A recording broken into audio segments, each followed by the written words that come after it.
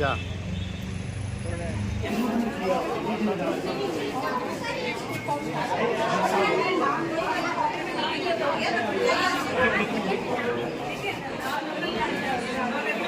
जमशेदपुर के सभी निजी स्कूलों में मिला के देखा जाए तो 2000 से ज्यादा बच्चे फेल हैं।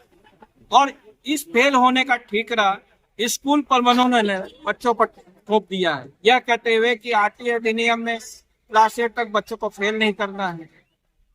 कोरोना काल में बच्चों ने पेपर पेन से अपने को अलग कर लिया था 2 साल तक।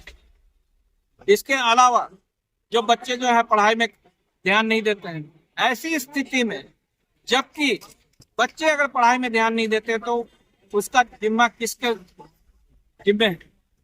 अभिभावक मांग के अनुरूप फीस देते हैं, यह सोच करके स्कूल हमारे बच्चों पर ध्यान देगा तो फिर वो अपनी जिम्मेदारी से भाग क्यों रहे। जमशेदपुर अभिभावक संघ आज उपायुक्त महोदय के समक्ष 4 बिंदुओं पर मांग रखने जा रहा है।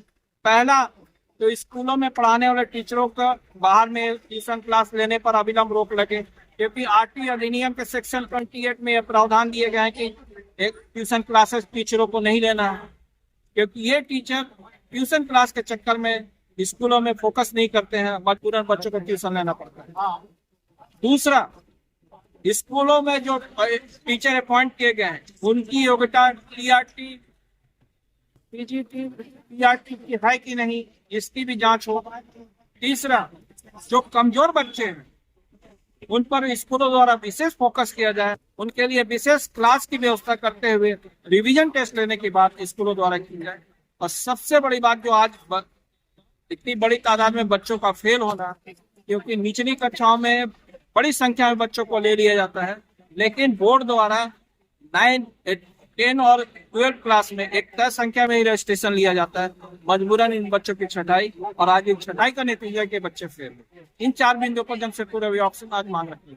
अगर सर मान लीजिए मांग नहीं माना जाता, क्या रणनीति रहेगी आपकी आगे की? अभी आचार संहिता लागू है, लेकिन आंदोलन लगातार जारी रहेगा और आचार संहिता खत्म होने के बाद आंदोलन और तेज होगा। आज हमें स्कूल के द्वारा कल सूचित किया गया था, जिसके उपलक्ष्य में हम गए और मुलाकात की। प्रिंसिपल साहिबा से मुलाकात होने के बाद में उन्होंने सबसे पहले मुझसे पूछा कि कहिए आप क्या कहना चाहते हैं। हमने बताया कि भाई हमने अपना पक्ष रखा था एप्लीकेशन के माध्यम से, इसके तहत जवाब तो आपको देना है। हमने आपसे रिक्वेस्ट किया था कि आप हमें प्लीज किसी भी तरीके से बच्चे को या तो रीटेस्ट लीजिए या तो रिपीट करने का मौका दीजिए। तो उन्होंने बहुत तरीके का बात कहा कि आपके बच्चे परफॉर्म नहीं किए। हम कहते हैं कि ठीक है, अगर हमारे बच्चे ने परफॉर्म नहीं किया तो आखिर पेरेंट्स का जितना गलती है, अगर आप गलती ठहरा रहे हैं कि पेरेंट्स की गलती है, तो ऐसा नहीं है कि पेरेंट्स की ही गलती है।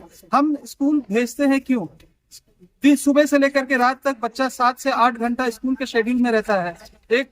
उसका एक करिकुलर बना रहता है कि स्कूल जाता है वो पढ़ाई करने के लिए। अगर वो उसके बाद में भी एकेडमिक प्रूव नहीं करता है तो ये जिम्मेवारी स्कूल की भी उतनी ही होती है जितनी एक पेरेंट्स की होती है। तो क्या स्कूल इस बारे में जिम्मेवार नहीं है? और अचानक सा आप स्टैंडर्ड 9 में आने के बाद में आप कहेंगे कि आप अपने बच्चे को लेके जाइए और किसी और स्कूल में आप दाखिला दिला दीजिए, या NIOS या किसी भी अन्य जो लोअर ग्रेड के स्कूल है। तो उस परिस्थिति में तो हम पेरेंट्स का तो कहना है कि भाई बेहतर ये होगा कि हम किस स्कूल के द्वारा बोला गया? ये DPMS इंग्लिश हाई स्कूल के द्वारा बोला गया।